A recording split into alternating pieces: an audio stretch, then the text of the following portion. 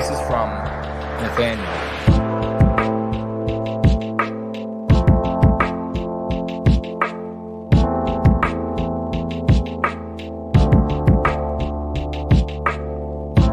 I just found this, and it speaks to me on a lot of levels. Too many forget that the continuance of a people should come from the love of one's own people, and not a hate for the other. I hate the mistakes I made. I wear them every day, and some I even wish I could take back. But time is merciless and flows only forward. I'm trying to rectify them, but some I may just have to live with. It's an uphill battle. Listen to this guy, No White Guilt. Listen to this guy, No White Guilt. No White Guilt. No White Guilt. Listen to this guy, No White Guilt. No White Guilt. No White Guilt. Everything from being a man to encouraging your kin to face tattoos to how you identify yourself and your beliefs to discerning your motivations for why you want to see the children of the West survive.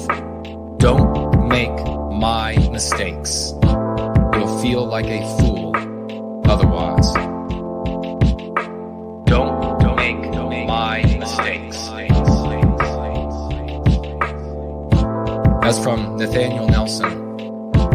A warning to him about the warnings that he wished he had somebody share with him. Listen to this guy, No White Guilt. No White Guilt. No White Guilt. Listen to this guy, No White Guilt. No White Guilt. No White Guilt.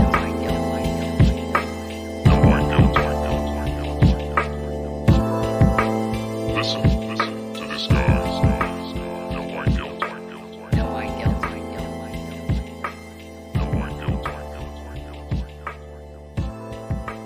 Listen to this guy, No White Guilt.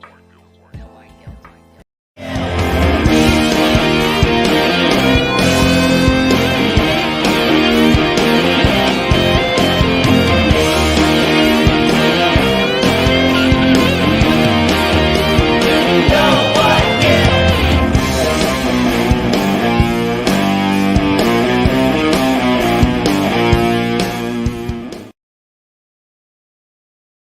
All right, rolling, going free. How's everybody doing? Do you have a great time over on PWR?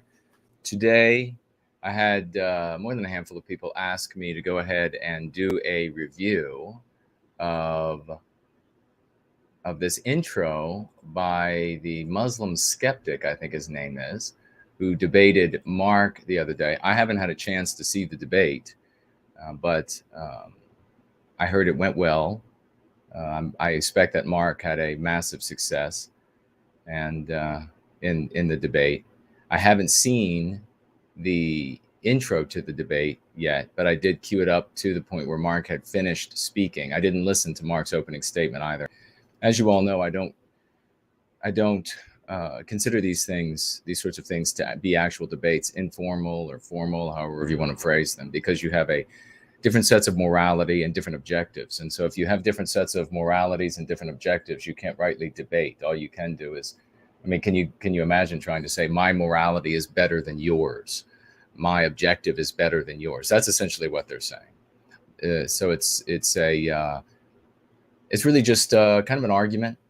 And these things typically, that's why they descended into just slandering each other back a couple of years ago. And let's see. So we got Mike Jones is here. Dinos Storm is here. Great to see you. Bell Curve is here. Popcorn Power. Wonderful to see you. There's the European housewife. Thank you for showing up, sister. I think you were probably one of the, you were the only one to comment in any of the live chats that said that she was going to come over. And I appreciate that. Thank you. One of Western kind writes, Go Free Lexicon is the best thing I discovered in years. Thank you so much for that testimonial. Is the audio coming through okay on the microphone? I didn't have much time to set things up to be able to do this. It's sort of a last minute idea. Mr. Fukers is here. Great to see you. And looks like Carlisle is here. Great to see you, Sugar. Archangel says that he says, Hail, and your outro is a bit too loud, my friend. My outro. Okay. That I normally pay at the end of Going Free. Thank you for letting me know. Should be about the same as the intro, though. They should be the same. Il Tutu is here. Great to see you. There's Franklin, great champion. Okay, how many of you all watched the debate? Dr. Lawson, hello and welcome. How many of you all watched the debate with Mark? And if you have any questions about conversation that took place over the course of PWR, I did not get a chance to listen to all of it, but I did hear portions of it. But whether I heard the portion that you want to ask a question about or make a statement about or not, it doesn't matter. You can just make the statement, ask the question. We're up on all of the normal platforms, and everything is as usual on Entropy, Odyssey, D Live. At least I think Odyssey is working. Is Odyssey working?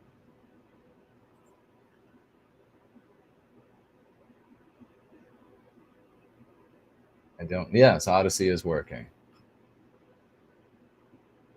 Let's see. 24 Hours answering me says, saw the debate and was interested to see what I thought about it.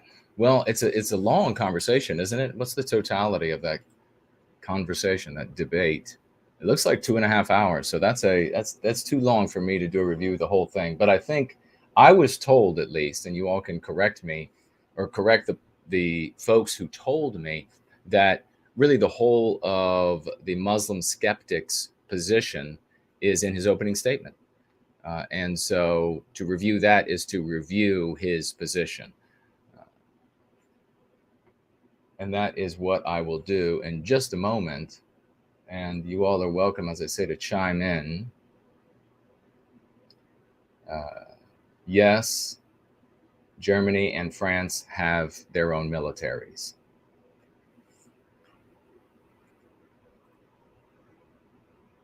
Dino Storm says, listen to this guy, No White Guilt. ASMR, hypnosis, to open your third eye and white well-being. Amen to that.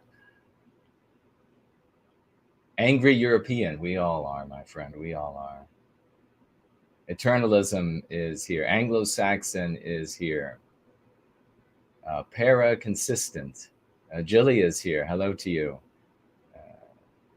Wayland Wonders. Yes, Germany and France have their own militaries, and Soviet Russia did have designs on the world. Those are pretty well known and established facts. All of them. You can even visit the German and French militaries if you'd like. Promethean Healing is here. Great to see you.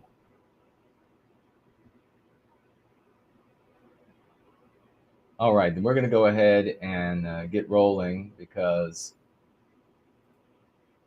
I doubt many more will show up for the stream.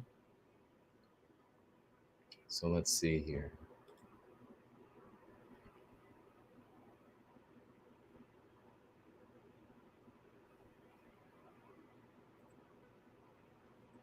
What was the main subject that they were talking about today on PWR? Anything interesting while I try to get this to work?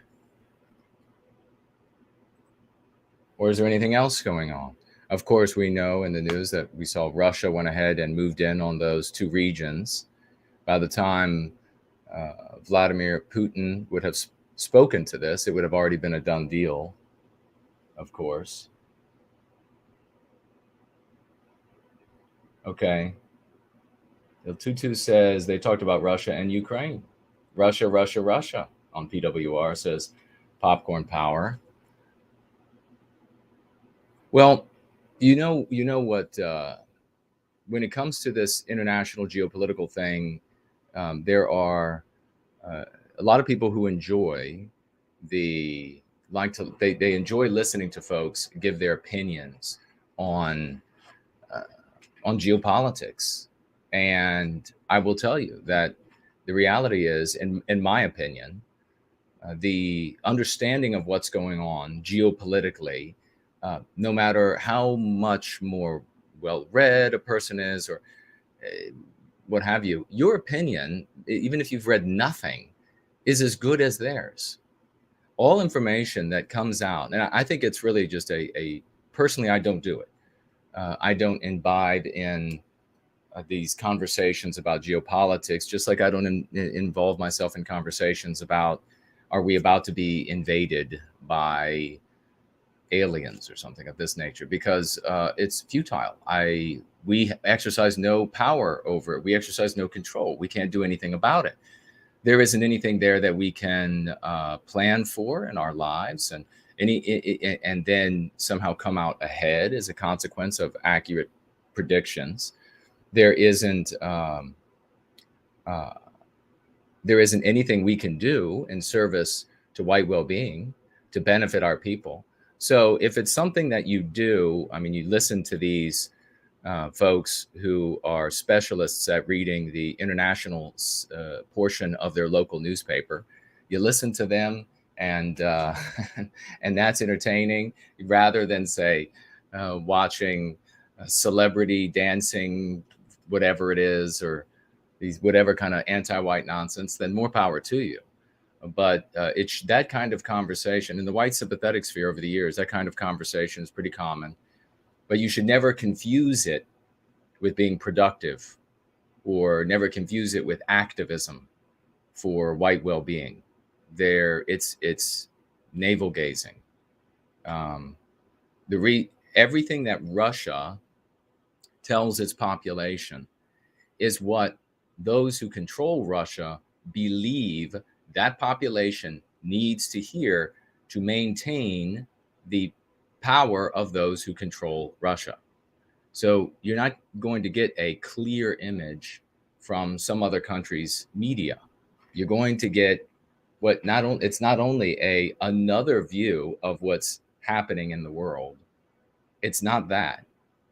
It is a lens for a particular group of people and their ethnicity, their particular, and we're talking about Russia here, so their particular hue of Western civilization, of where the competing factions in that country. It is very foolish to look to these other countries' media and think that you're going to get another view of what's really going on in the world, and thereby piece together something more accurate.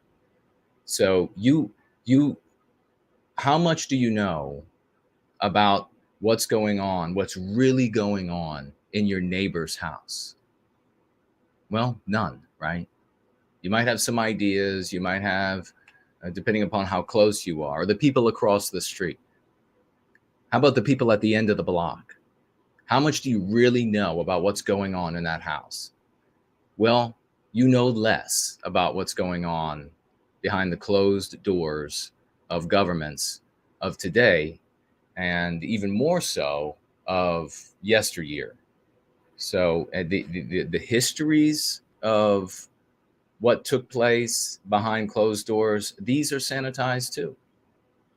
When you get like the American version of what took place, or the British version of what took place in Iran, or what took place in Russia, or what is taking place, you're getting what is sanitized for you and the competing factions in your country, so that those in power in your country can remain in power.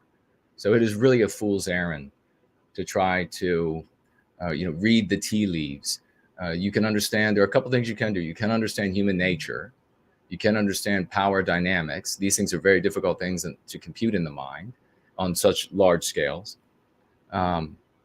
So we can say that Russia is, if Russia fears that United States, UK, et al. Might move weapons into Ukraine, and therefore putting those weapons right on the doorstep of Russia, making it difficult for Russia's leaders, its real leaders, to move around without the threat of being assassinated, without the threat of a sudden attack taking them out. And that's where the attacks would be directed, folks. You remember when the Russians, what was it, 2 years ago? No, sailed a ship very close to some real northern part of the UK. Rest assured that there were power holders in that location at that time. That's why they did it. It wasn't because it was a piece of British soil. You follow me? So Russia is going to want to, those who control Russia are going to want to push back so that they have a bit of a bumper. The same way, and of course they do have Russian-speaking peoples in these regions, but they're going to want to push back so that these oligarchs have a bumper against their assassination, by way of drone, by way of a limited tactical nuke, by way of, who knows? When you're talking about power and control over the world, nothing is off the table. Seriously, nothing is off the table. So they have to prepare in all ways. And so this makes perfect sense that Russia would behave that way. To try to read more into it is kind of a waste of time. But I mean, it's entertainment. A waste of time as far as, are you doing something for the well-being of white people? But as far as like entertainment, and you want to have something different just to talk about for fun, then sure.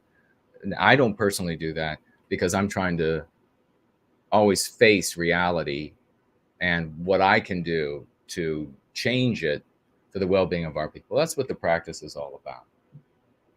Archangel says, everything said by a public figure is designed for public consumption. Governments are media only, and media only say what they want us to know, so we only debate within the reality they create. Precisely. Very well stated. Thank you for that maturity. Pearl Lady says, hope you're doing well. My dear, I'm always magnificent. At least that's what I'm always told. Great. So great. The Victorian time traveler is here. Wonderful to see her. Thank you. Thank you to good folks showing up. I appreciate it. We will, and this is the other thing I want to mention, because I did work on the Hill in Washington, D.C., as many of you know. And the elected people, they have committee meetings, some of which are open to the public, most of which are not. Now, elected representatives in the United States, and this would be the same way in every other country that is, and to various degrees, depending upon how they are operating. And the same thing happens. And the thing is this: those elected representatives are handed information that they need to hear so that the genuine anti-white oligarchs can have the conclusions they want. Does that make sense? So if you were to even have an elected representative come to you, and these kind of people have said these things, they've gone to their staffs and they've said, oh my God, there's going to be food shortage. And I'm not talking about right now, at other times. You need to go and buy food. You need to buy a bunch of food because there's going to be food. I heard it in this committee meeting. We were told by, the experts or whatever. That was what those politicians needed to hear for votes to be secured from them, or that they don't commit or take votes against some sort of anti-white agenda. So they're given what they need to hear as well for those real anti-white oligarch power holders to maintain their power. The same thing takes place in Russia. I mean, who know, you might actually be seeing in Putin somebody who wields more power than just somebody who is titular. Who knows? Who knows? Who cares? Right? Can you do anything about it? Are you going to be getting into a Honda when you leave work today? Are you going to be getting into a Honda when you drive to work tomorrow? I mean, what do you really wield for power? So what's the use of contemplating? At least this is for me. Again, if it's entertainment, then yeah, awesome. It's better than dancing with the corpses or whatever they want you to watch. All right, but again, any comments or questions, I will speak to them as we take a look at this. And I'm going to also have to carefully keep a look at my dashboard here on YouTube, because if they decide that they don't like me playing this video, supposedly they'll let me know and I will stop immediately. So I've got that up now, and if the anti-whites at YouTube get angry, I will immediately stop the video. So let's see, remember to tag me if you have a question or comment so that I can speak to your issue. And okay, it's good to go and get.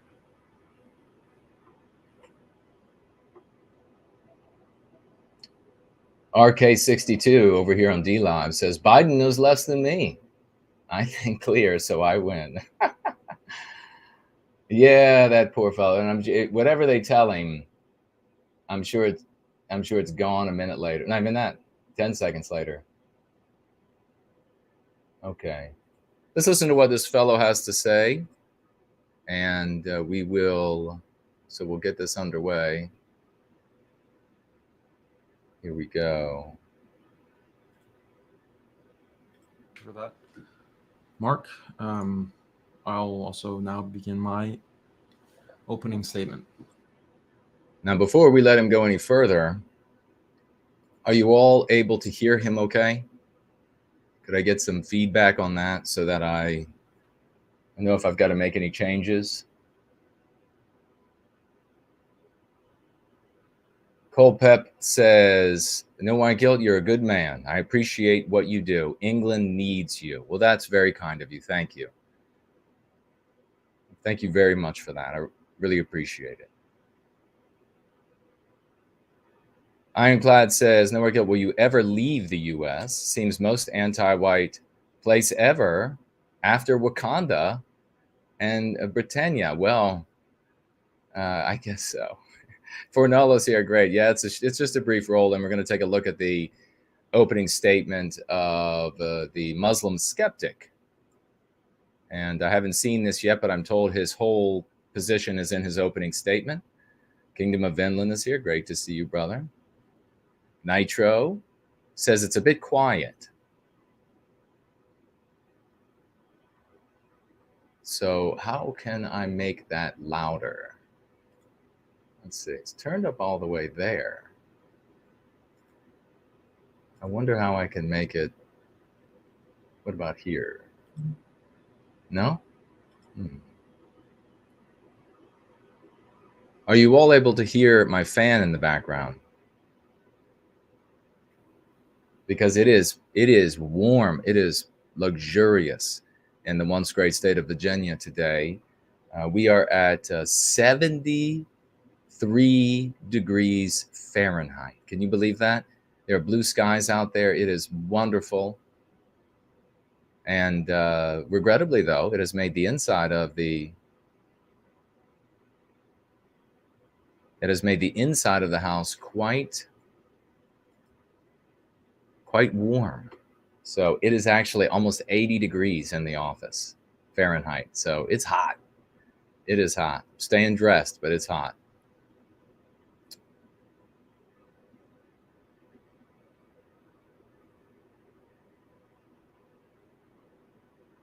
All right. So bass guitar says make desktop audio louder. desktop audio louder. Well, I guess no, it should be. You don't mean turn up the volume on my speakers. You mean the audio, the internal audio that runs to the speakers, right? So let's do sound. Is it StreamYard? Yes. If so, then I thought you had to use Chrome and check a checkbox. Yeah. You heard it though, right? So I mean, there was sound. It was just quiet, right?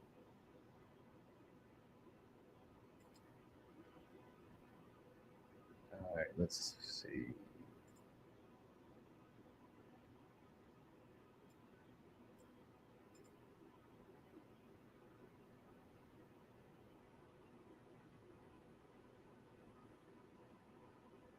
I don't want to have to mute the microphone every time I go to say something or play.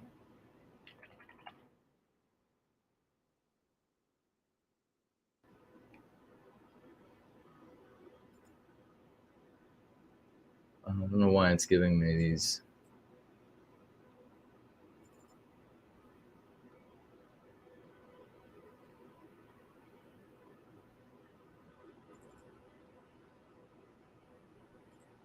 Well, I don't see, actually not showing me.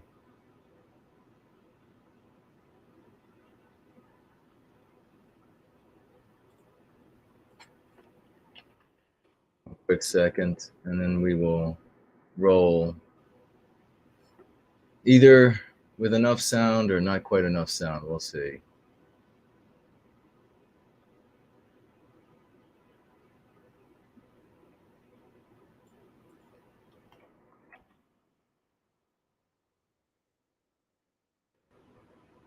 Let's see what this shows me. All right.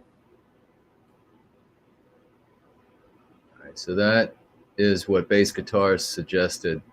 So let's see. I'll leave that open. We'll see if there's any difference. Bismillah, alhamdulillah, salatu wassalam ala rasulillah. Can anybody, how did that sound? Was that any louder? I mean, it sounded louder to me, but was it louder for anybody? Mrs. Jess Horst is here. Great to see you. Defiant Smash says, nice poster in the back. My friend, that is a flag. That is a flag. Look at that. I'm gonna get video. I'm gonna go run it up the flagpole at the local school. Fernald says there's an echo now. Louder, but there's an echo. For the love of God.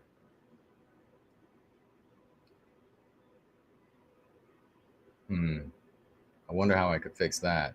I guess I'll just have to mute when he plays. I mean, or when he talks. Unless he's going to play. Does he play anything? Does he break out? What is one of the neat instruments that Arabs have in the Middle East? Maybe he'll break out one of those things and start playing some pretty tunes for us. Official flag of America in 2047. Yeah, of course. Sounds like you're capturing audio on my mic. Yeah, I probably am, even though it's not supposed to do that. It's supposed to cancel as soon as it picks up. Let me try that again. Let's see if there's any difference from this. Let me start off That's on a conciliatory note. All right, he's going to start off on a conciliatory note. Let me do this, though. I'll turn this down. Sympathetic to white Europeans in America. Let me start. Did that make any difference? The last bit of audio, was there an echo there?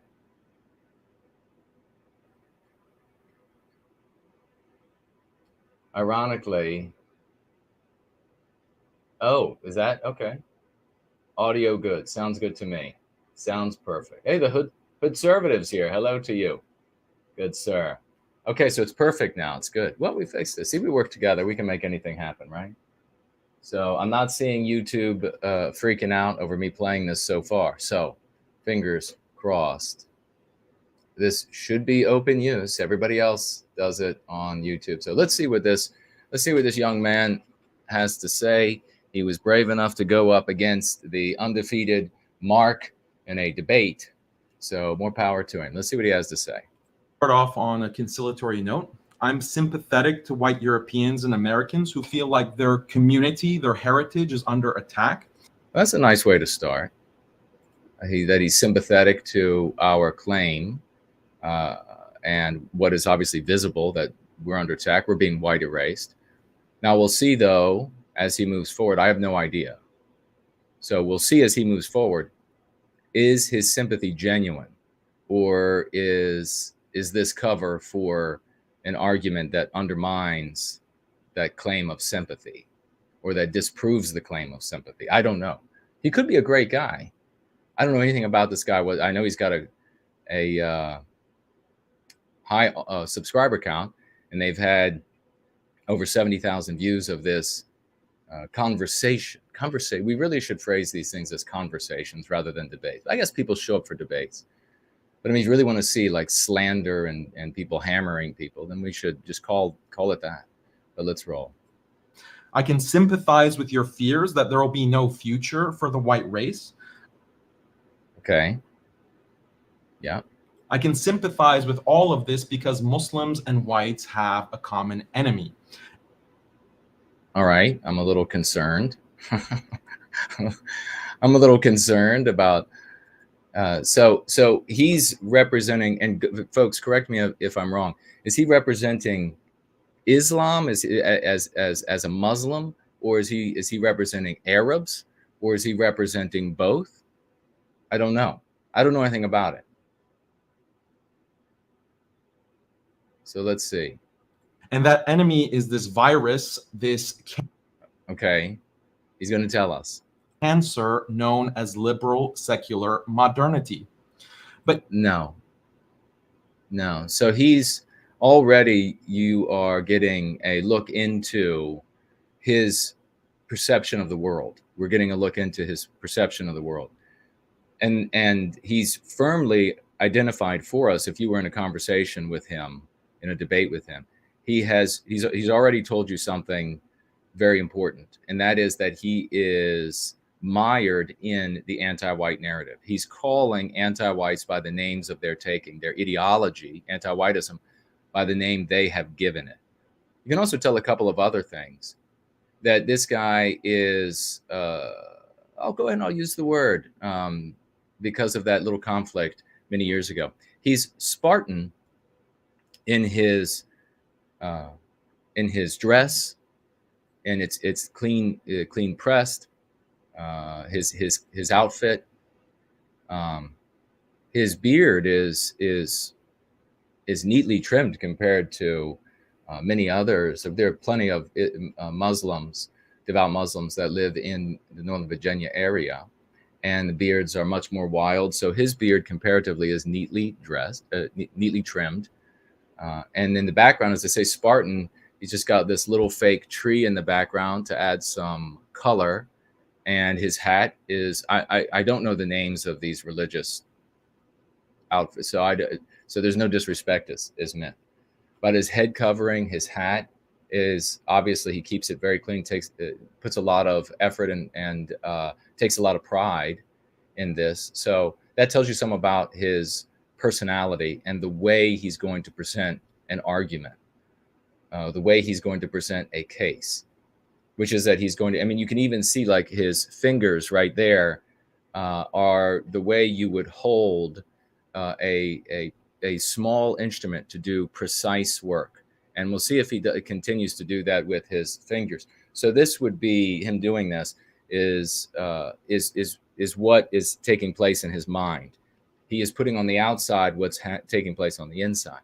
And there's nothing good, bad, or indifferent about this at all. This is just a reading of him. So these are kinds of things that when you really get into conversing, you really get into trying to take the message of white well-being to people. These are more where you're really getting into the weeds of how you do it. These are some of the things you look at. You would also want to look at, for example, what kind of jewelry, if any, he wears, what kind of shoes he wears. Is he in sandals with socks? Is he in Crocs? So all of this can tell you about things. Is he in like $300, whatever? So I don't have the money for those kind of shoes, so I don't know their names of the really nice kind of shoes. Somebody can maybe fill in. If you all have any questions as we roll through this, No White Guilt on YouTube, on Odyssey, on D Live. You can get over onto Entropy. You can put them in the Entropy conversation message widget, also Tell Kevin widget. You can also financially gift, of course, while we're here, and all the financial gifts will be read 100% guaranteed on Entropy and, of course, on Cash App. I'll keep an eye on both. So let's roll. So this might be a bit of a, I was told it was 10 minutes long.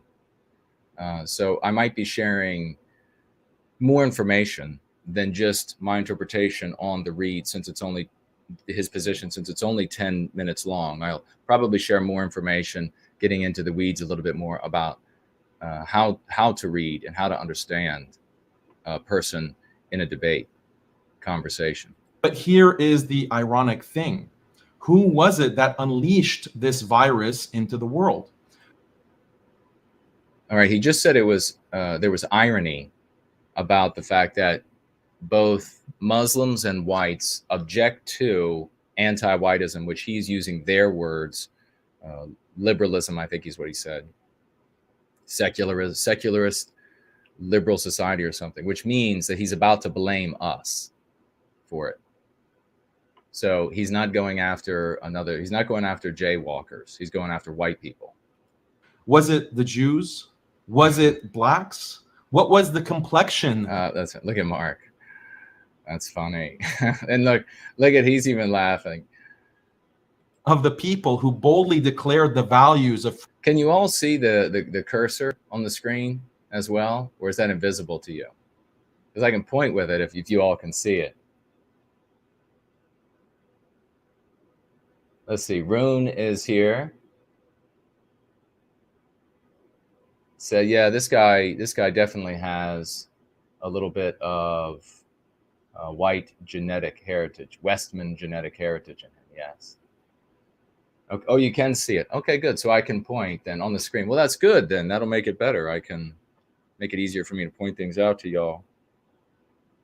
Hey, and if you think there are some people and you normally see in chats, I know that PWR just had like 2,500 or so people watching. You think they might be interested in learning how to read somebody you're having a conversation with and understand where they are, the subtle cues they send. Let them know right now. I'm not going to be on very long in this roll-in. I got plenty of other things that I have to get to for White Wellbeing and for my day job. But so let's roll. Freedom, equality, and democracy above people who boldly... Was it blacks? What was the complexion of the people who boldly declared the values of freedom, equality, and democracy above all else? Okay, so what was the complexion? He's reduced race to skin color. That could be just like a euphemism, and he knows that it's more fundamental than that, but it probably isn't. He's probably reduced race to nothing more than skin color, which, by the way, in PWR today, I was told that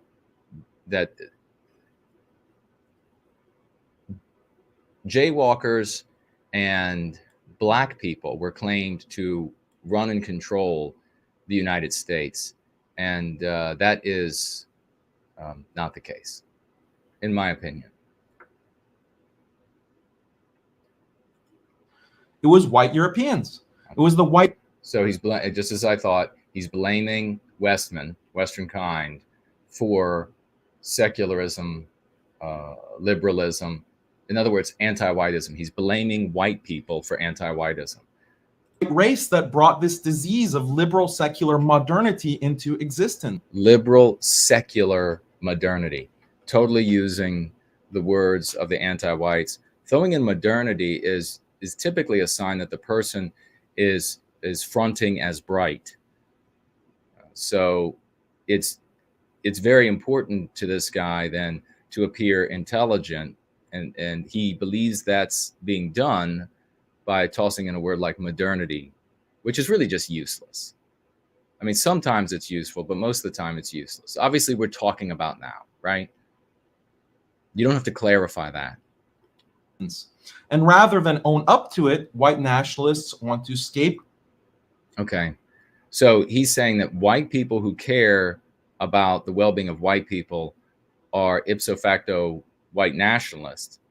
And that, of course, is not the case. When we're talking about the concept, the title, the rubric, white nationalist, white nationalism, you have this, like we had last week on PWR, this discussion that Mark and Greg were having about whether Nick Fuentes is white nationalist, and then Mark giving his opinion, and then Greg saying, well, Mark is less white nationalist in his opinion than Mark would say he is, and that he's more like Nick Fuentes, which Greg believes is not white nationalist.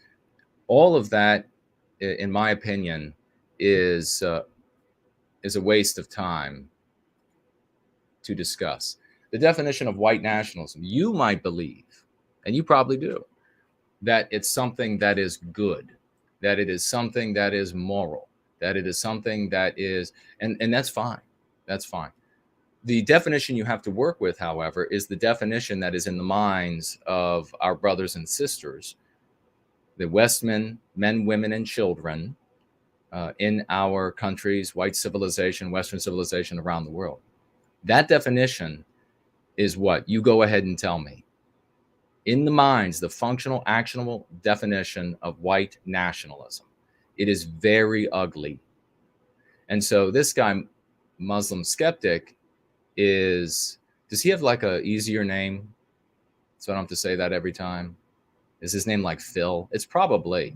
I grew up with so many, all the different races, all the different religions, and it was always amusing to me. It'd be some very interesting call. Like there were, I had some Mongolians when I was growing up, and they have this weird thing where, oh gosh, maybe, I don't know if I can remember, interesting thing where it's I think the last name comes first, or they always say like son of, that's what it is. And, but then, and their names of course are very alien to us, very different to us.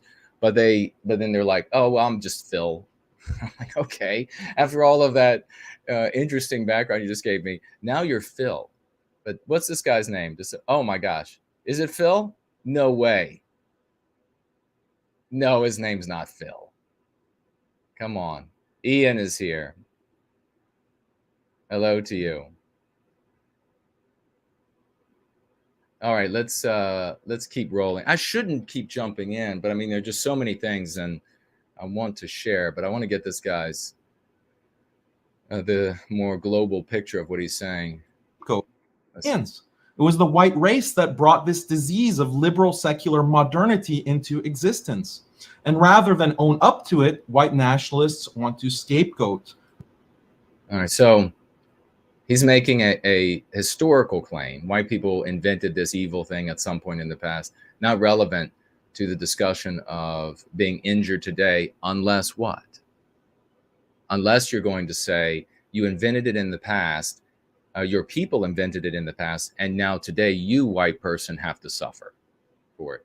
So that is, if you do the calculus backwards and you see that's the only place you can land. Your people created it. Now you have to suffer it. Minorities, Jews, blacks, unless we... Okay, so now he says, you people created it. It's horrible now because your people created it. And then you're doing this really immoral thing by blaming these other, and he uses the anti-white slur, or a mean pathogen rather, I apologize, of minorities for non-white people. Again, telling you that he's firmly in the anti-white narrative. That tells you a lot of things about a person that you're having a conversation with, right? We learn that. We go over these kinds of things. But yeah, using minority is a mean pathogen because of all of the attendant ideas associated with it, that they're in this vulnerable place, that they're weak, that they need to be coddled, that they need to be protected, when in reality, the reverse, of course, is true. Forget the Muslim grooming gangs. Okay. Now, this is not blaming the Muslim what he referred to, I'm not going to even re-say it, but what he referred to, especially with him on the screen, what he referred to, and this is a phrase that another mean pathogen given to white people that white people just continue to use. Do not use that phrase. I've used other phrases, and we can share it at another time. But what he did here is interesting because he tossed in, this is like an afterthought. He's trying to tuck it in to his argument, and it doesn't make sense, does it? But he's tucking his people into the what category? The victim category. So you see, he's saying white people are scapegoating for the misery of Western civilization. They're responsible for it, and they're scapegoating jaywalkers and black people for it, for creating this misery in Western civilization. And then he tosses in almost as an afterthought, oh, and my people are victims too, because you blame these particular gangs. Now, the gangs are not creators of the misery of civilization, as he is alleging white people are. Remember, he's not saying that white people create focused injury and localized injury in civilization, like a gang might. He's saying white people have made the totality broken. The totality is miserable because of white people. And he says white people then scapegoat, and he names two other races of people, two other groups of people for the total misery. And then he tucks his people in there as also victimized by the white race. Now, it's a second victimization here. Victimization by what he referred to as liberal secularism. And also victimized because they're being blamed for the total misery because of these localized, that a gang can create, localized trauma or trouble. So you're seeing there the selfishness and the self-centeredness of this young man. And his perspective then, for the rest of the conversation is going to be purely, even though he started off with, he sympathizes with our suffering. He's now shown that really what his perspective is, and I wouldn't deny him that he should have his perspective of the welfare of his own people. Good for him. But don't try to mislead. You're not going to mislead. I was born at night, but not last night, buddy. And I'm way, way too intelligent to fall for BS. Not going to be some anti-white tirade. Fact of the matter is, I love going to Jews, blacks, unless we forget the Muslim grooming gangs. Now, this is not going to be some anti-white tirade. Fact of the matter is, He said anti-white because of your work, because of our work. We are the reason why anti-whites the world over are now saying anti-white. That triumph is beyond comprehension for a single human mind, no matter how high their IQ. Historians will look back on this period and will identify the point at which Western kind being victimized forced, with the magic of words and concepts, into the minds of their victimizers the language that would redeem and release us from their bondage and that victimization. It's always hard to see in the moment how significant something is. When you look back, though, you can really see. And this, I guarantee you, historians will look back and they will say, that was when it happened. Those individuals that were going free, those teams of folks that were working together in concerted effort. I mean, we got Crowder, we got Schaefer, we got Dice. There are others. The victories are epic in pushing out concepts that change the story, that the conversation takes place. You can see right here that Muslim skeptic, is in a position now to have to incorporate the language that we have created. In other words, our story. So let's move. I love white people, and that some of the best Muslims, past and present, have been white. He loves white people. Well, he would not have had to say that just a handful of years ago. But now he has to preface that, oh, I love white people. How long have you had to hear white people start off with these disclaimers that they're not racist, that they have non-white friends? That's because of the story we're in. But we've changed the story so much that now he has to say he loves white people. And furthermore, as a Muslim, I don't believe in past and present. I love white people, and that some of the best Muslims, past and present, have been white. You know, something that's interesting is that I've noticed that both Islam and Judaism both brag about how some of their best members of their communities were converts and were also white. It's just an observation I've made over the years that I've seen this more than a handful of times. And furthermore, as a Muslim, I don't believe in collective blame. But if... Okay, so he's lying there. So now you see that you have somebody who is so solipsistic that they have no problem. Now, and it doesn't mean that he's consciously lying. He might be a good fellow. You know, you might want him as a neighbor, like he takes care of the yard, and you know that if you leave, he's going to keep an eye on your house. If somebody, you know, looks not right and they're wandering around your house or something, this guy's going to call the police. He might go out and yell, "Hey, who are you? I know those people. They're not home."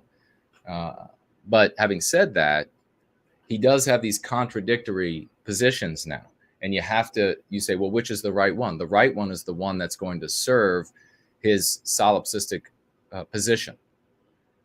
Right? So let's listen to that real quickly again. And furthermore, as a Muslim, I don't believe in collective blame. Now, did he already say, I mean, he's a few breaths away from collectively blaming white people when he said, the irony is, you remember that?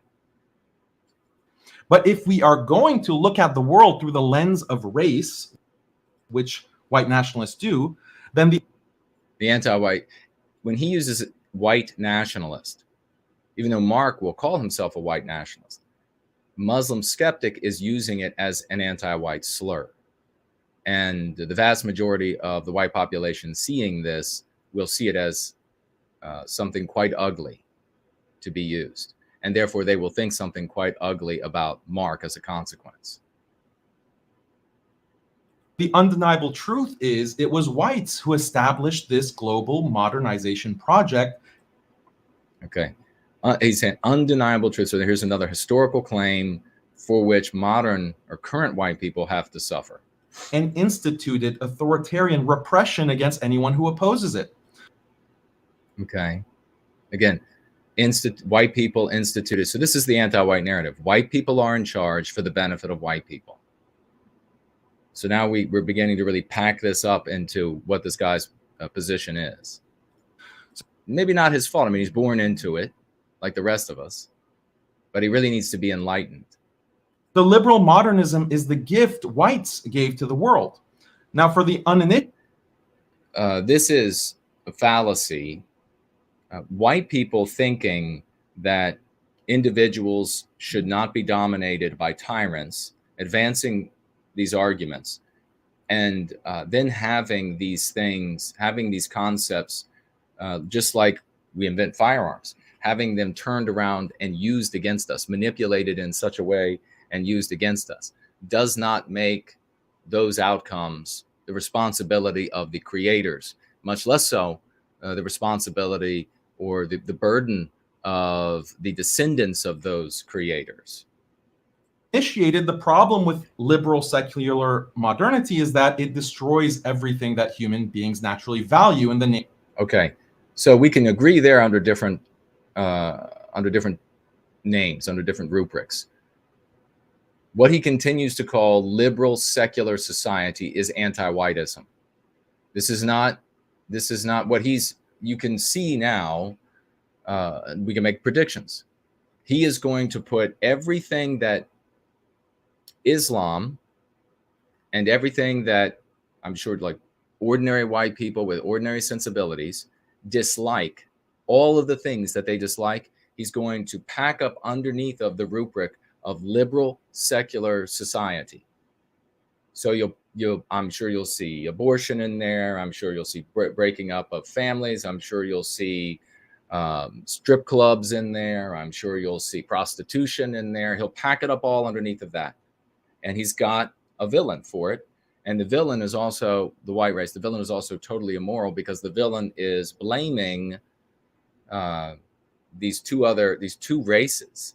You know, which oddly enough, actually, if he had been on PWR today, or if he had been watching PWR today, he would have seen somebody actually blaming those two races, which is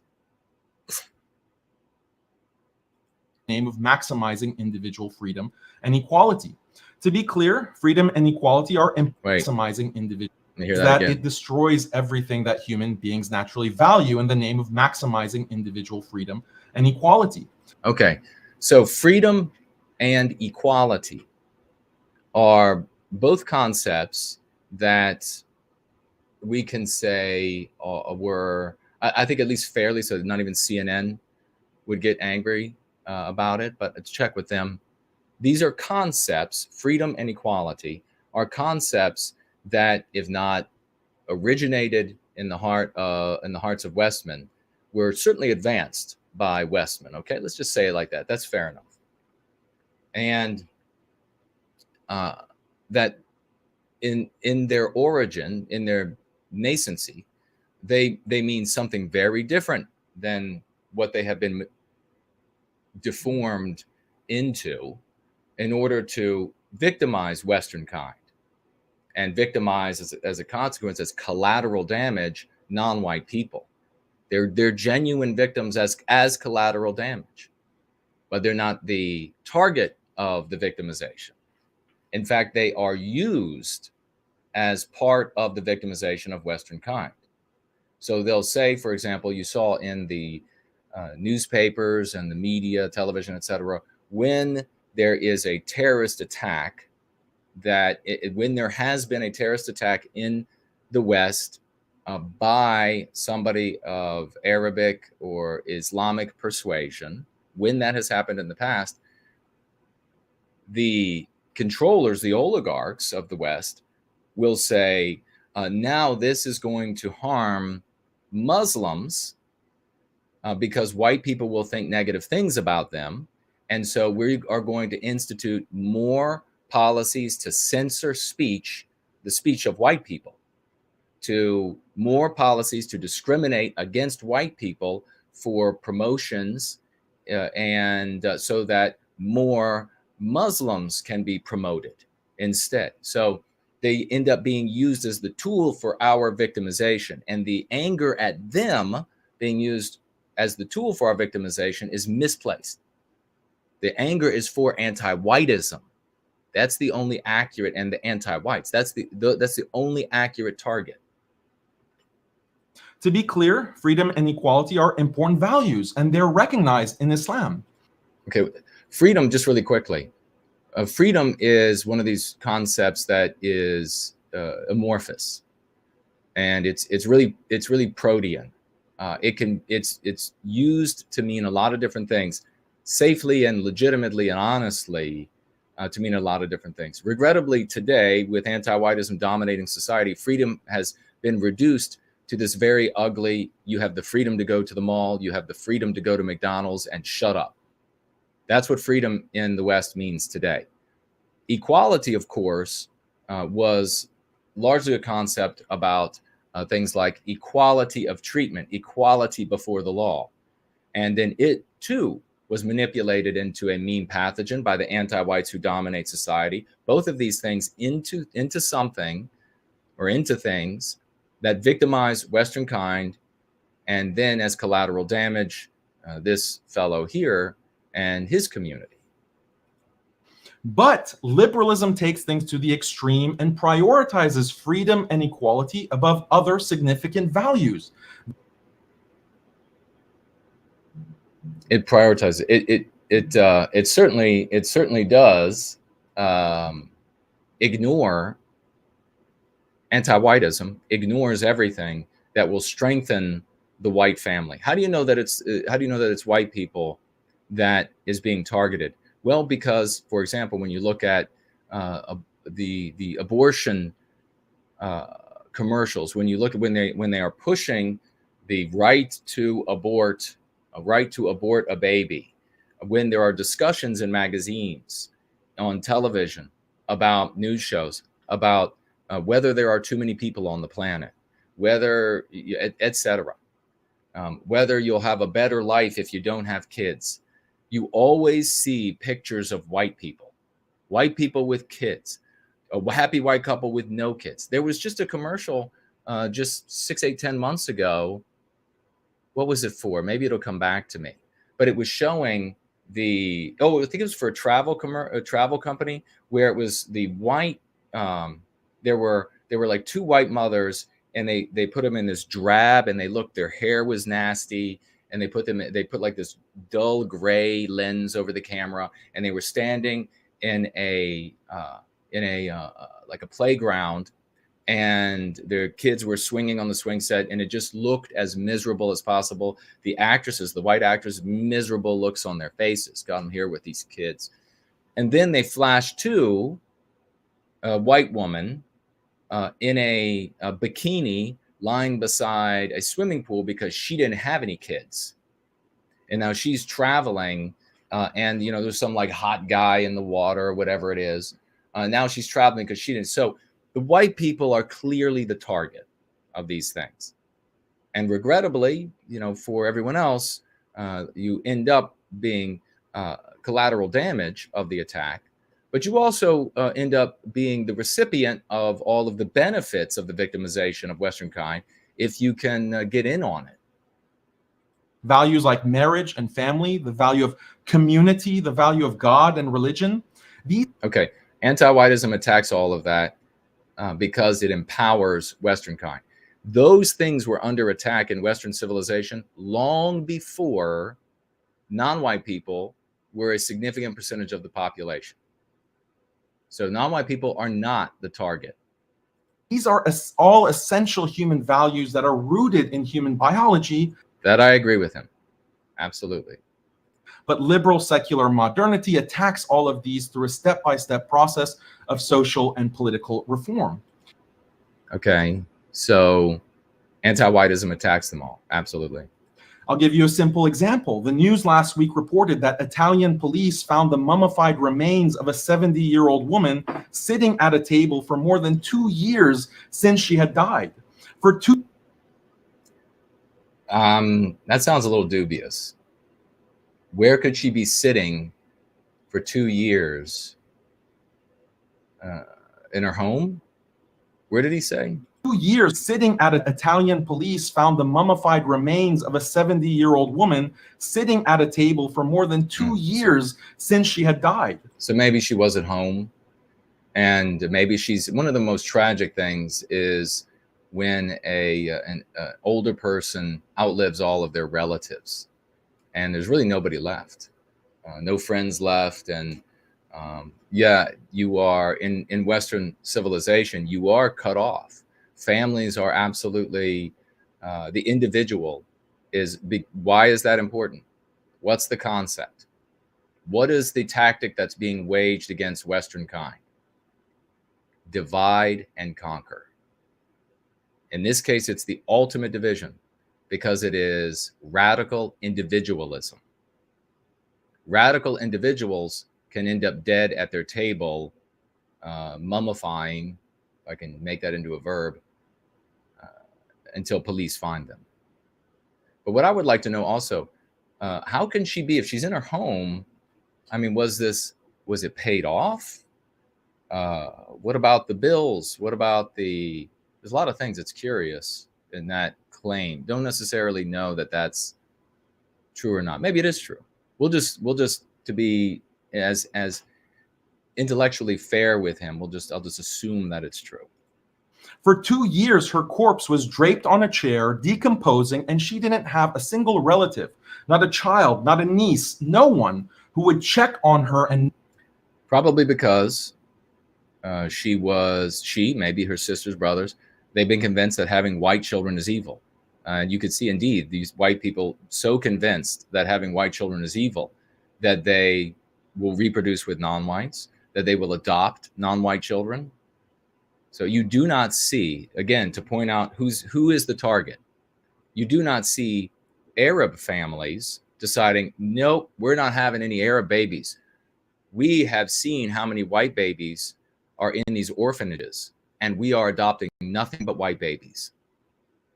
You don't see it. How often do you see a black family saying, nope, not having any black kids? There are, we think that as a black couple, there are enough black people in the world, and we see all these white babies that don't have parents that give them good, loving home. We're going to adopt. Doesn't happen often. But white couples, you see it everywhere, don't you?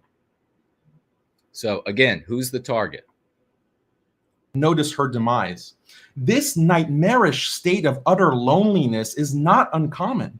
It totally agree with him that it's nightmarish. It happens every day. At this very moment, there are untold numbers of rotting corpses draped over. That's a bit hyperbolic.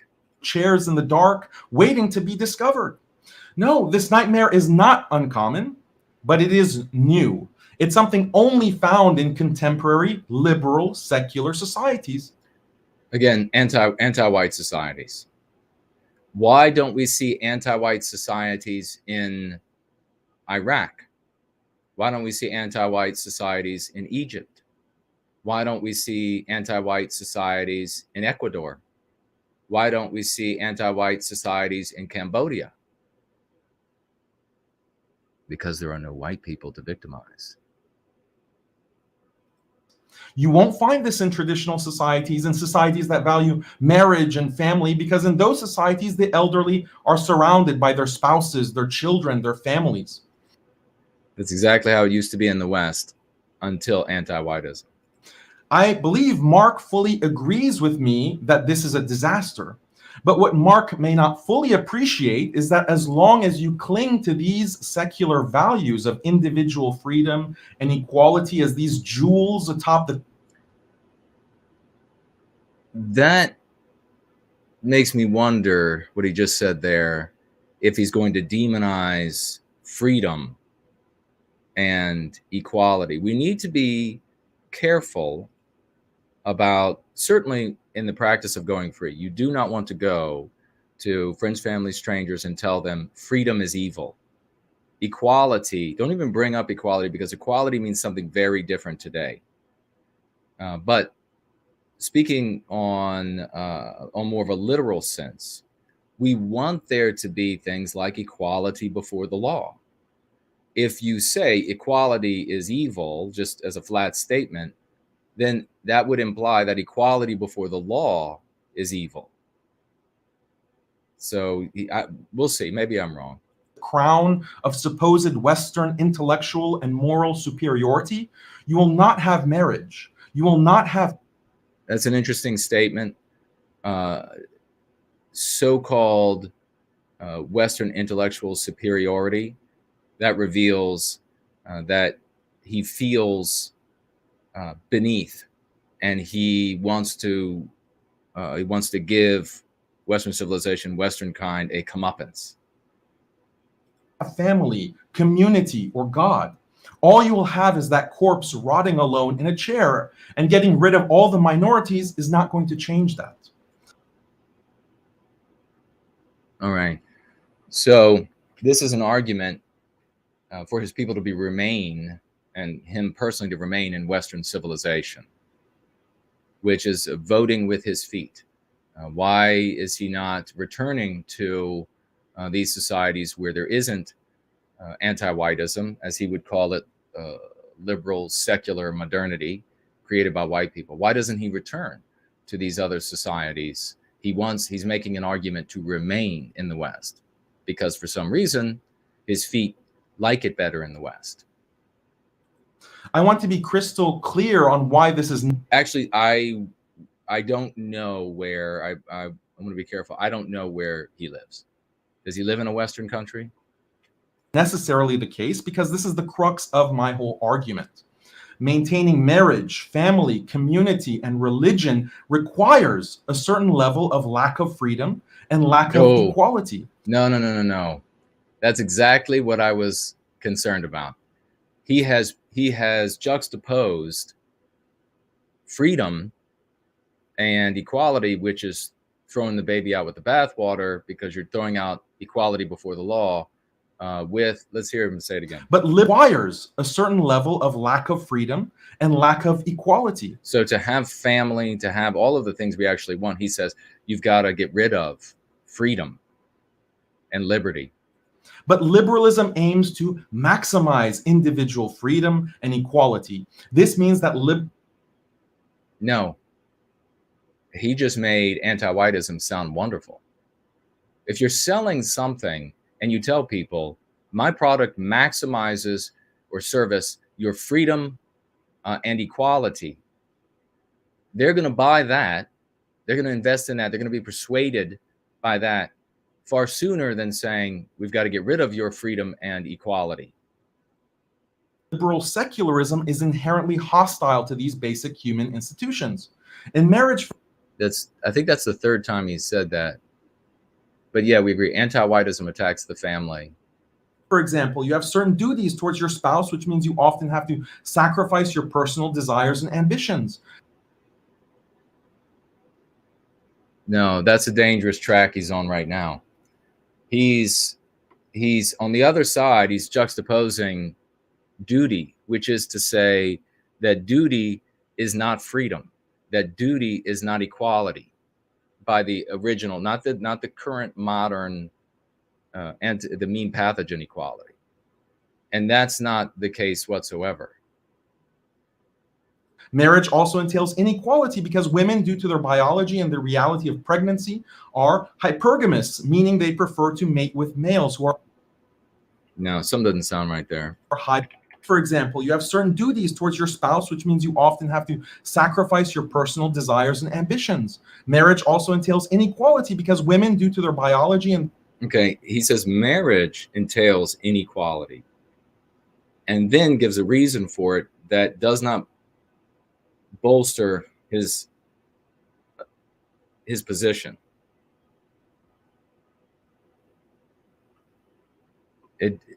How does marriage entail inequality? Because women are usually shorter? Because there's a biological... No, that's incongruous.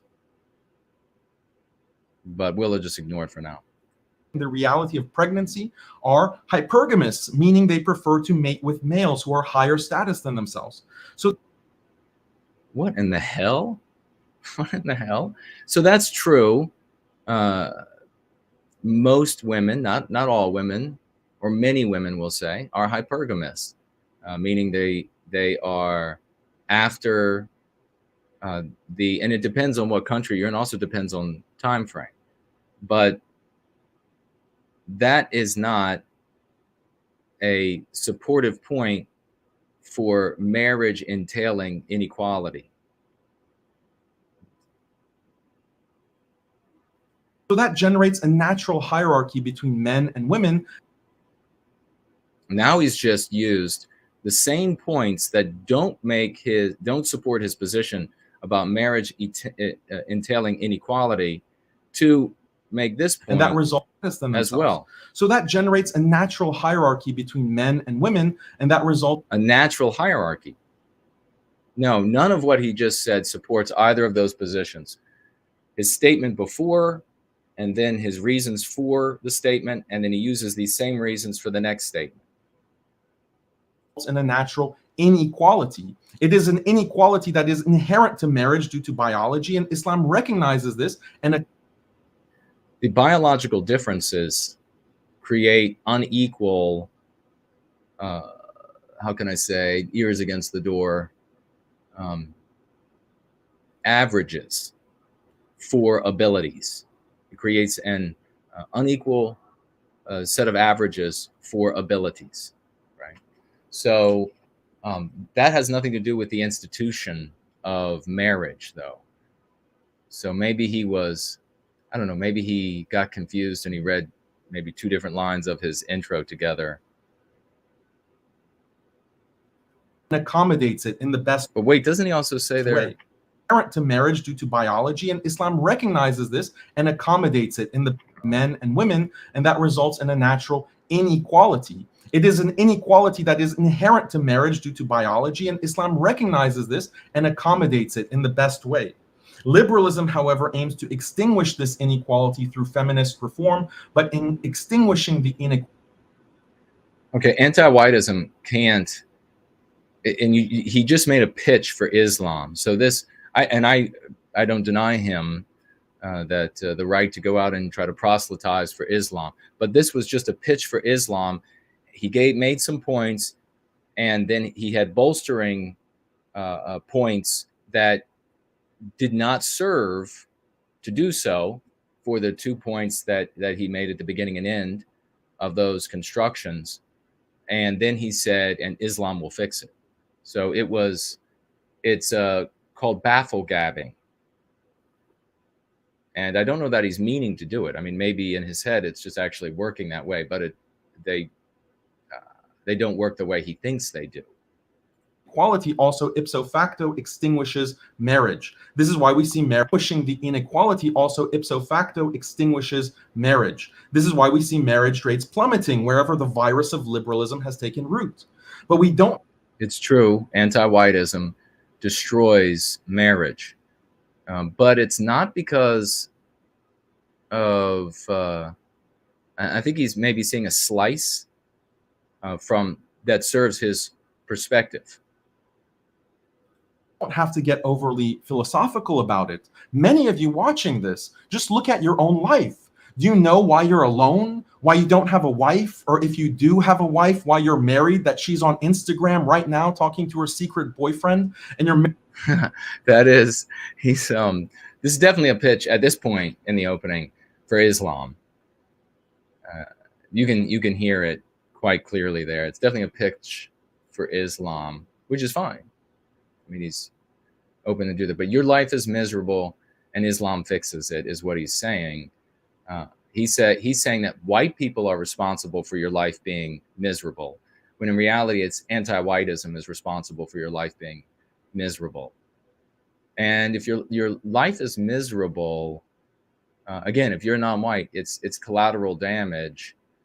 And you can go out and take advantage of all the opportunities afforded to you to be a weapon, a tool that victimizes white people. It's something white people don't have an option for. Your own life. Do you know why you're alone? Why you don't have a wife? Or if you do have a wife, why you're married, that she's on Instagram right now talking to her secret boyfriend, and your marriage will be destroyed by divorce, and she's going to take your children and all your assets? It's got to be tough, especially or a shock, really, because in Western countries, it's got to be a shock, finish my sentence, for male Muslims, because they come from this environment where there is, to whatever degree, more male authority over the home. And you see in many Western countries, they grant they grant some of these communities, whether it's Islam or others, control over their communities, and they have judges and things like this. And the ear is against the door, so and it's got to be quite a shock. White males have been taught to submit to white women, and white women have been taught to dominate white males. And this is essentially what he's complaining about right here, that is also infecting the Islamic communities as collateral damage. But he doesn't realize it's collateral damage. He says white people are just doing it to all of us, and therefore you white people alive today, you have to pay up. You have to make amends. It's your fault. If it's your fault for something, do you expect him to come to any conclusion other than you have to make? And how do you have to make up for it? Well, he's already given you one way, hasn't he? How do you have to repay? Is anybody paying attention? You have to repay by allowing him and anybody else he wants to be in the West. That's how you have to pay. Because he pointed out, Mark is scapegoating non-white people. And then he said, you're not going to make anything better by getting rid of all of the minorities. So the remedy then, at least one we know, is that white people have to allow all of these other people to live in the countries that have been created by white people, and it's part of our biospirit. We create Western civilization, which is not to say that wonderful non-white people have contributed wonderful things to the West and have made it their home as well. And that's absolutely the truth, without question. But I can't go out and create a Middle Eastern culture, right? It's not in this biospirit. It's just a reality. All of that is because of liberalism. Similarly, maintaining a family requires limitations on freedom and equality because you have duties to your parents, to your family members. Okay, that's really, just really quickly right there. He's saying that duty is the absence of freedom and equality. No. Duty under a salubrious definition, a healthy definition of freedom and the concept of equality before the law. Duty is more freedom. Duty is more equal. Those things exist. If we were freer and had more equality, we would be able to do our duty in a much more robust way than we are today. And that duty is to protect our families, to protect our people. How easy is it? I got to keep talking about the ear against the door. So that's because I don't have equality under the true sense of the concept. I don't have freedom. Families also require hierarchy, so that entails. Does anybody actually give a shit? I mean, is anybody going to share what I'm sharing here today? I mean, do you all have any idea?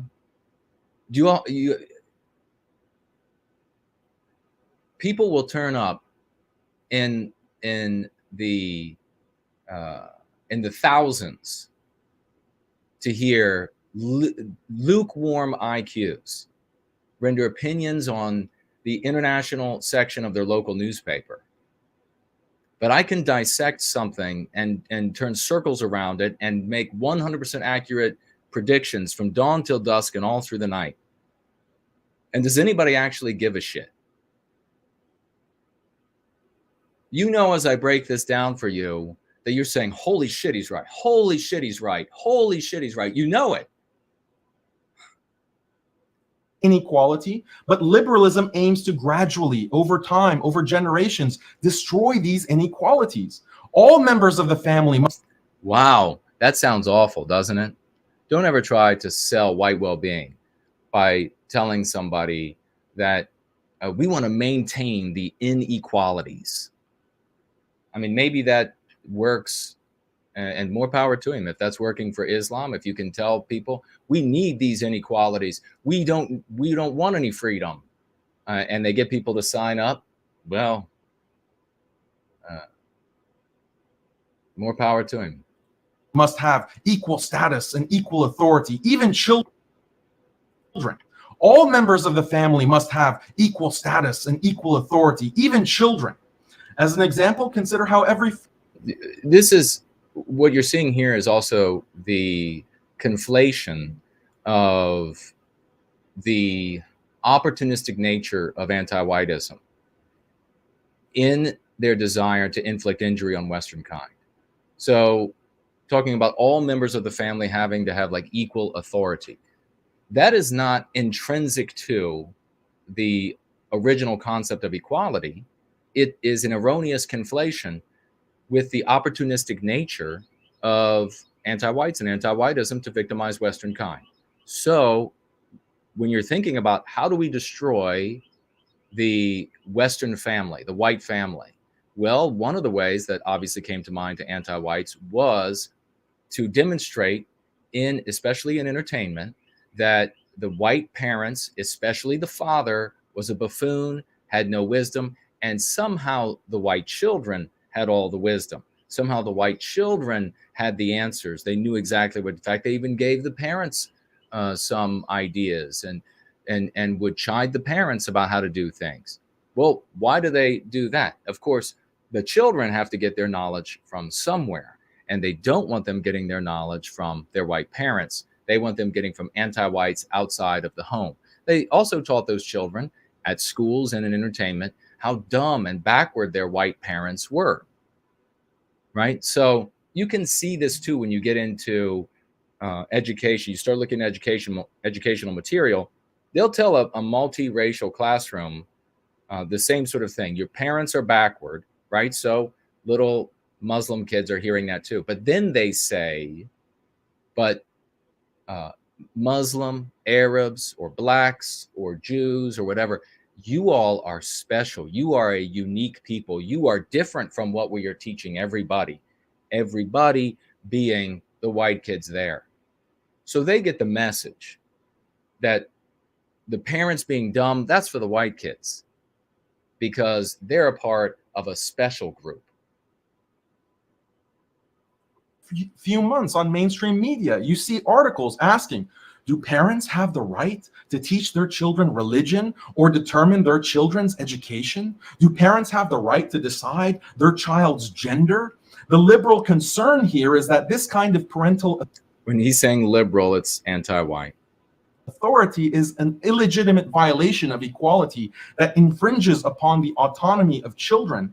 Therefore, parental authority must be abolished. Or as a more... So what he's done is, this always works backwards, by the way.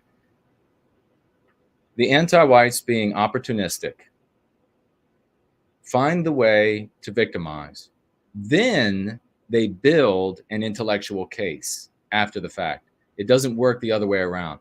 What he just did was he said, here's the intellectual case. That's why we have this outcome. Wrong. It's amazing. If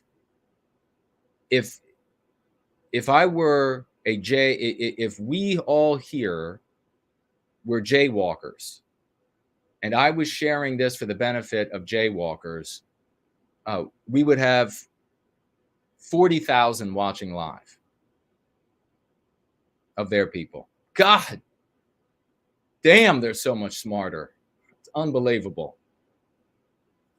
Immediate example, as a father, do you have the right to tell your teenage daughter not to fornicate with every other boy in school? According to modern parenting, no. How dare the father try to infringe on his daughter's right to sexual expression? His community, as I said, is excluded from those rules, if you will, that anti-white morality. Now, hopefully, Mark, you see how all this is destroying family. But the vast majority of white people aren't like you, Mark.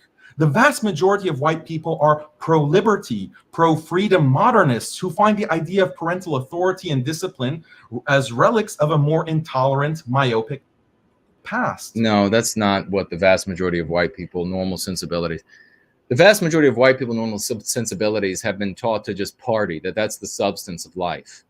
And then they allow anti-whites to instruct their children to hate themselves and their own race. That's how you get to these outcomes that he's observing. There isn't any intellectual consideration, weighing going on in the average white person's house, and then they decide we're going to implement these anti-white strategies.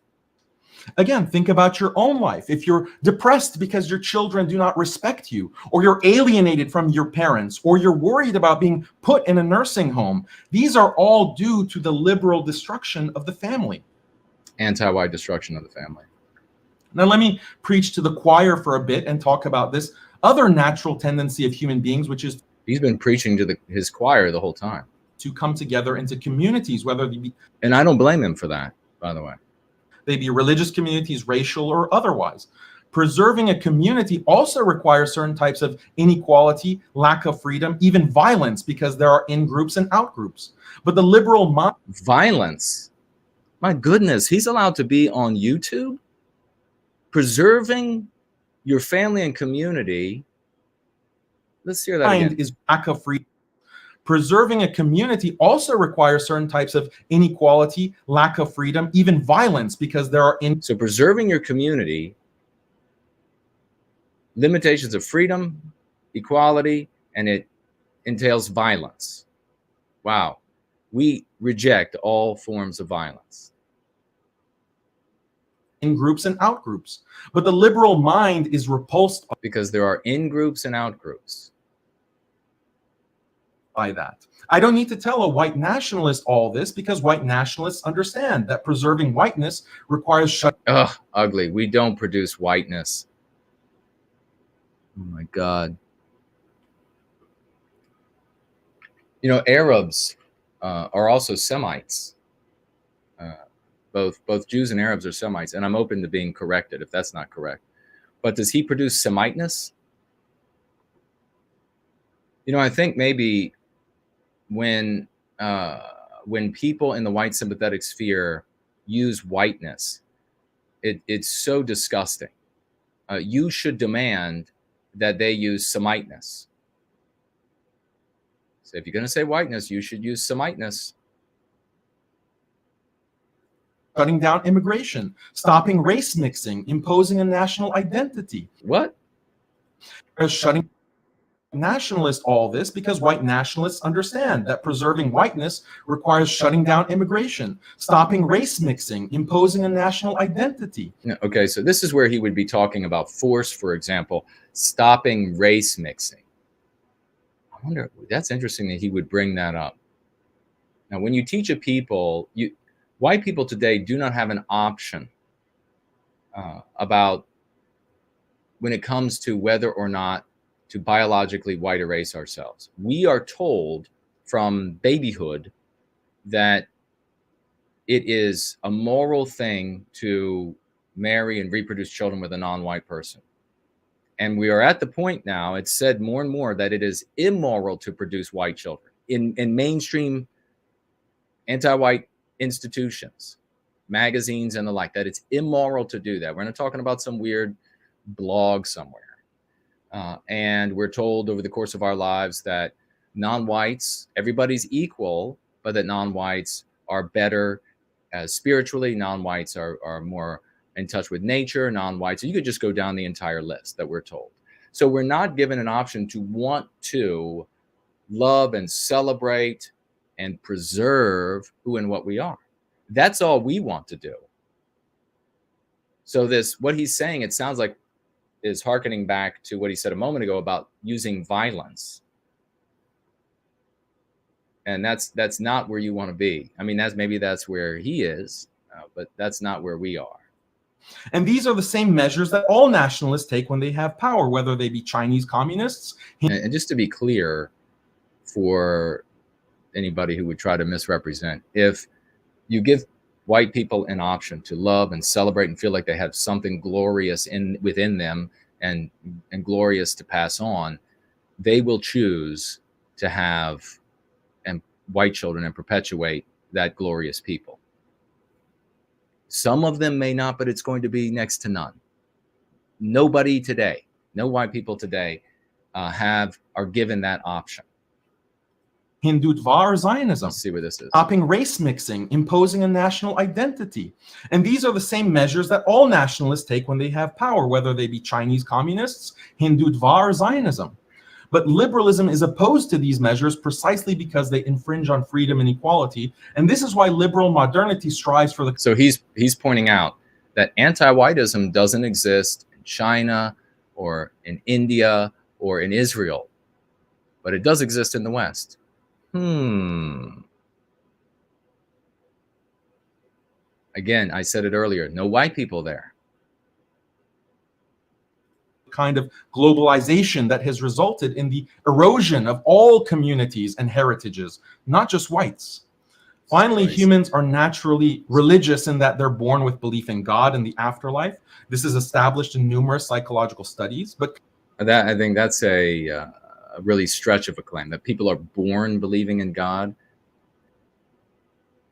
I'm not saying that a creator doesn't exist, but I'm just saying that's kind of a wild claim. Commitment to religion also requires loss of personal freedom and inequality. No, that's, again, a commitment to a religion should be freeing to you. A commitment to an ideology should be freeing to you. So if you are viewing it as something that is taking away your equality, as something that is taking away, if you view it as a religion or an ideology, as something that's making you unequal, as something that is depriving you of freedom, then that's something that is quite ugly. We don't see that. Embracing white well-being is something that frees you. It's something this, we don't have a dais with a single guy or whatever, or a couple guys with a bunch of lights on them, and aren't they so smart? No, we stand all side by side. That's equality. That's the equality of the West. I mean, we had in the South, the generals were on the front line with the men during the War for Southern Independence. The Thermopylae Leonidas was in the front line with this. This is something that is pretty typical. Doesn't happen all the time, but pretty typical. That sort of equality for our people. And equality, which makes it target number one for the liberal secular project. And of course, the near complete extinction of Christianity in Europe and its rapid decline in the rest of the world at the hands of liberalism is more than enough proof of this. Okay, that the Western countries are in decline, he identifies, but the other ones that don't have white people in them, not in the same decline, or at least from the same source, which he is saying is white people doing it to themselves. So it's a real stretch here to get inside of his perspective and see the world and it make any sense. I realize that many white nationalists will join Muslims in bemoaning the destruction of marriage, family, community, and religion, but do they recognize the source of the problem? Many clearly do not. How many white... Do they recognize the source of the problem? Yeah, it's anti-whiteism. God damn, this is taking a long time. Nationalists are proud of figures like the American founding fathers? How many are proud of the American Revolution, the French Revolution, the sacred principles of democracy and the... These are all interpretations of periods in history, and you can go to 2 different conferences and hear completely different interpretations. This is why we don't look in the rearview mirror. Constitution, things like the Industrial Revolution. He's got to wrap up, or I'm going to just cut it short, because and technological and scientific progress. These were the seeds of the Enlightenment that set the world on the path that has led to our current dystopia. Okay, that is claiming that this is an erroneous claim often made, and I can see how people misunderstand that. When you set a course, that there can be no altering the course. So like shooting at a target. If the target is far enough away, if your aim is slightly off, you will end up way off by the time the round reaches downrange. But with human dynamism at work, it's more like you have many items to ricochet off of on the way down the range. You could take anything. You could take Islam, for example, and reinterpret it to ruin it. No one should do that. But he's claiming that the origin was faulty and therefore you have a faulty outcome. That is simply not the case. Where human, as though we are like automaton machines in a factory building, a Ford car, where the arms come down and that's all we do. There is no influence in the creation and in the aftermath as it is perpetuated, which is a very midwittery take. But it's understand, or maybe it's even intelligent. This guy could actually be above average IQ. I don't know, but it's not high enough to get this right. But I have a message for white nationalists. You think things are bad now in 2022, just you wait. As a Muslim, I can tell you your future, because every horror that the secular state wants to impose on you, it's already imposed on Muslims. This is the 200 year of colonialism, 200-year history. Oh my gosh. No, this is Islam. Muslims are not subjected to anti-whiteism for the past 200 years or what have you. He's going to blame the white race, for anti-whiteism. And we can look at the Middle East. We can look at the last 200 years. We can look at what it was like 200 years ago. Are we going to be thanked for electricity, for computers, for harvesting the oil, the ability to do that? Are we going to be thanked for modern medical advances? Are we going to be thanked? Which is not to say that Arabs and Muslims have contributed, but it is to say that there is an abundance coming from one direction for which there'll be no thanks. He's not going to say that the group alive today, the white people alive today, deserve all of this gratitude, and we should be daily thanking them because prior to there were no paved roads. There were no, I mean, on and on, on and on. Of colonialism and neocolonialism. Your enlightened white ancestors came to the Muslim world at the beginning of the 19th century and brutally enforced liberal secular modernity. No, they did not. Anti-whiteism, you look at those countries today, they absolutely are not. And with variation, I mean, you have millionaires, decamillionaires, centimillionaires who are Muslims, billionaires who are Muslims in the Middle East. They love to, with all that wealth, they love to party. They don't give a single cent to defend any particular group of Muslims or Arabs, whatever religion they practice, who are under attack, being persecuted, starving. Of course, there are charities as well, without question. But you see these people with, $50 million yachts, and they're just living they're getting prostitutes. I mean, that's sure, but what white people brought to the Middle East is very different from what this guy is claiming. I seem to recall looking at their news footage and et cetera from the Middle East that it's a very different society from the West. Certainly not any modernity that he's referring to. As a result, dozens of indigenous populations were wiped out, and those who survived have been subjected to when white people went down, this happens, every group of people do the exact same thing when they move into a foreign area, and they've done this throughout time. They ally themselves with some local group or groups, and then they wage war on the other group or groups. Secularization and liberalization, which means that Muslims are being genocided. Oh my goodness. How many Muslims are alive today compared to when white people showed up? That is the most up genocide you could ever imagine. This is like Alex Jones style. They had to increase the population by 5 million% before they got rid of them all. You want to complain about population replacement and how when you wake up, your neighbors aren't white and your grandchildren aren't white? Okay, here's the comparison. You genocided us, and so therefore you have to allow us in your countries. How do you think Muslims feel when they wake up in Muslim countries and their neighbors are no longer Muslim? Their children are no longer Muslim. White nationalists want to talk about appropriation and how your universities, He should return to improve those environments.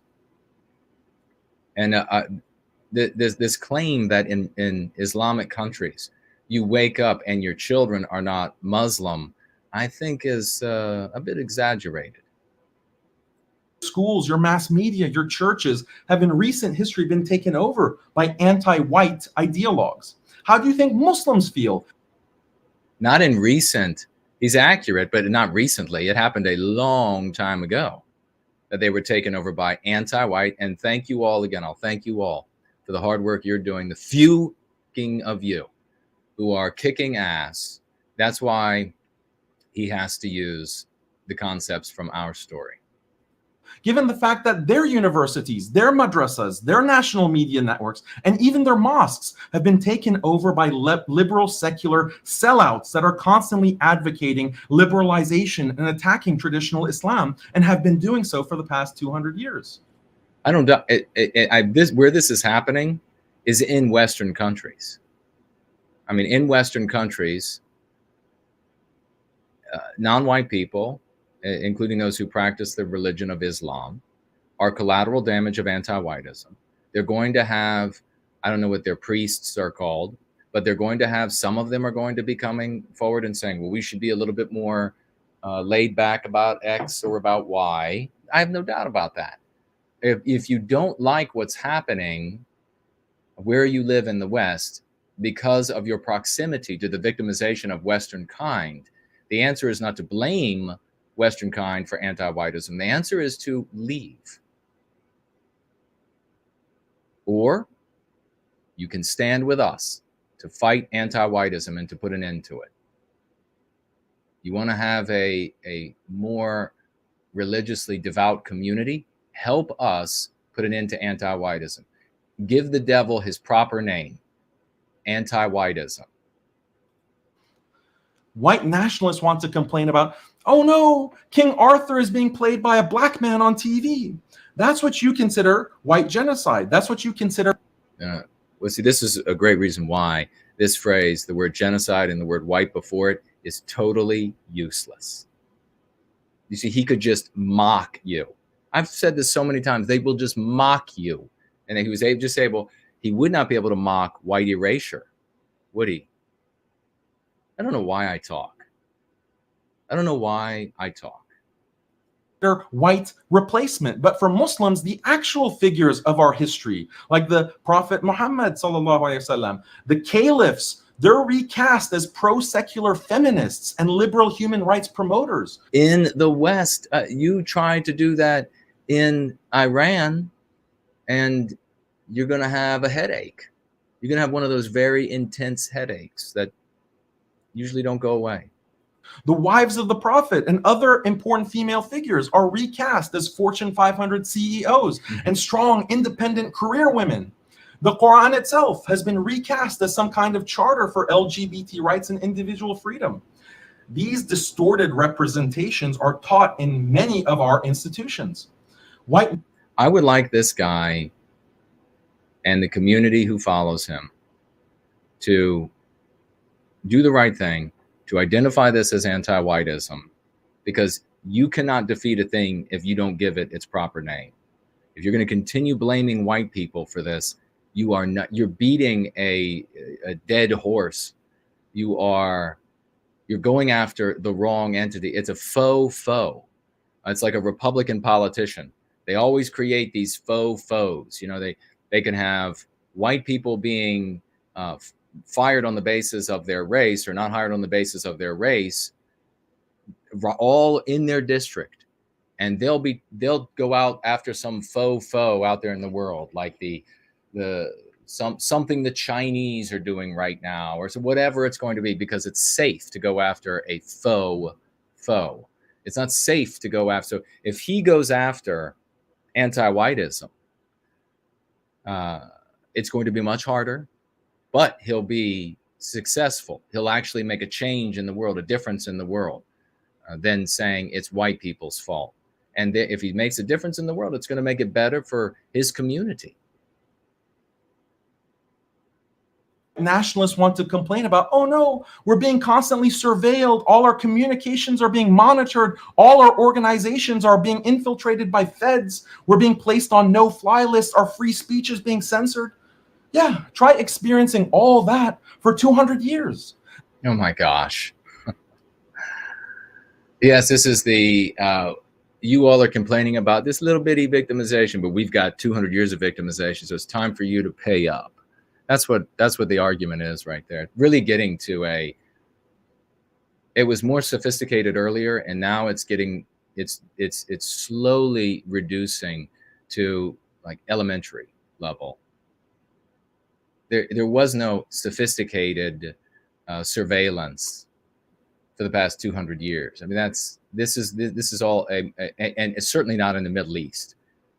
In our own backyard, yes, they've been able to surveil us for a long time, and that surveillance has increased exponentially in recent years, just over our lives. But in the Middle East, no. That's what the West has been doing to the Muslim world. And in the past 20 years, they've ramped it up with the global war on terror, which it must be noted was heavily supported by whites and especially white conservatives who wanted to bomb us back to the Stone Age. Now you're getting a small, yeah, these wars, of course, have never been for the, just generally speaking, for the benefit of white people. White people are manipulated, psychologically manipulated through psychological warfare, and to endorse such endeavors. But he's going to blame didn't he say earlier that as a Muslim he doesn't practice this group blame? That's just what he's doing again and again and again. That's shameful. Shame on you, buddy. Muslim skeptic. I hope he won't watch this, but if he did, I hope he'll learn and see a side of himself that he needs to improve, because I'm sure otherwise he seems like otherwise a decent guy. You're getting a small taste of your own medicine and you can't take it. Getting a taste, a small, didn't I just say like a little bitty? Getting a small taste. So suck it up. Right now, they've just started labeling you as terrorists just because you have a few non-liberal beliefs. Who do you think they were originally labeling as terrorists for not being pro-democracy enough, not being pro-women's rights enough? No, that is not the reason that the concept terrorist was brought out. It was brought out as a consequence of a very specific type of attack. I recognize many. Could you imagine? Could you imagine? They started calling us terrorists in Beirut because we weren't feminist enough. Many whites oppose this liberal. Had nothing to do with fireworks. Project. Like I said in the beginning, this is not a session for hating white people. Which is not to say that it was members of Islam or even the Arab community. Who knows? However, you want in the beginning, this is not a session for hating white people. However, I said this is not a session, must be at the end, thank God, not a session for hating white people, but in the form of however. What you want to do is to assign collective blame, and you think it's obvious that the group that is entitled to blame others collectively is the white race. That is something that I would sincerely disagree with. And I want to present an alternative view, not because I want to condemn all whites or. He's done that repeatedly. How disingenuous. Cast whites as the enemies of Islam? No. But if I were going to make, and I'm not, but if I were going to make the argument that one group deserves collective blame for the worst problems that we're facing today. He said if he's going to do it, but he's not doing it, but he has done it and he's about to do it again. To me, it seems like that group is whites. But I would emphasize one of the beautiful things about Islam, we don't get involved in these kinds of arguments like whites are racial enemies or blacks are racial friends. Let's see if what he says is honest here. Enemies and friends are not defined by the color of their skin. They're defined with reference to certain basic So, just like I said at the very beginning, 100% accurate. He's reduced race to just skin color. He just admitted it. I'm right again. And now he says they figure out, has anybody, don't write in the live chat, but I think there are plenty of verses of certain books that have been shared about how they determine friend and enemy. Fundamental human values. No. But of their skin, they're you don't get to just say, I agree with you on your fundamental human values and get to live a happy life in one of their lands. Defined with reference to certain basic fundamental human. But I could be wrong. Check with CNN. There might be places you can do that. Values. But my message to white nationalists to conclude is this: chickens are coming home to roost. Again, he comes right back to it. Not here to assign collective blame, but I'm here to assign collective blame. Your chickens are coming home to roost. You're going to suffer. Get over it. You owe us. We've suffered more than you. And so that's why we're going to keep our feet firmly planted in the soil of the West. Stop scapegoating other communities and take a look in the mirror. Okay, he's actually blaming a race of man. Now, according to the rules at YouTube, You cannot do that. You cannot do that. He has, throughout the totality of this introduction, YouTube worked with the ADL to come up with a brand new policy. What was it? How many years? 2 years ago now? You cannot, the biggest thing they say, you cannot blame an entire group of people for something. He has, for the whole of this introduction, blamed the totality of the white race. So, is this an attack on inequality and an attack on there being too much or not enough freedom? Is that what's happening in the West? Because if it was, then he would have lost this colossal channel probably a long time ago. If he's not just today for the first time blaming the totality of the white race for something. This is not the first time it happened. I guarantee you that. He would have lost that channel a long time ago. No, the reason he keeps this channel is because the attack is on the white race. So you are allowed to collectively blame in Western civilization as long as it's the white race. But if you blame any other group collectively, your channel is gone, buddy. Overnight. You get a strike or the whole channel is gone. You don't get to even know why. So at the very end of his opening statement, we prove beyond a shadow of a doubt by the function of that force beyond us on the platform that we are using to transmit the message, that it is not an attack on all family, on all, irrespective of who they are, on the inequality of duty, on the limited freedom of duty. It is not an attack on any of that shit. It's an attack on the white race. And this right here proves it. Monster of liberal modernity was made by whites, and to this day, it's being perpetuated primarily by whites. My theory is that white nationalists are resistant to identifying liberal secular modernity Come on, and finish it up. unfettered technology. How many times are you going to repeat himself? Logical and scientific growth as the cause of their problem. We all need, me more than anybody else. I need copy editors. You need somebody to go through that and say, you have said this too many times. And this guy looks like he's in the same boat I am. Because they believe that these things are the greatest achievements known to man. They say, we invented human rights. We invented free enterprise. We went to the moon while the rest of you were in your mud huts. Wow. That is a great demonstration of jealousy and envy. Citing those things, particularly going to the moon, that really burns him personally. That really burns him personally. That it wasn't someone else, maybe his people, that achieved these things. He is, what do we say in Going Free? It is jealousy and envy that creates anti-whites. And you are hearing it come out of his mouth right now.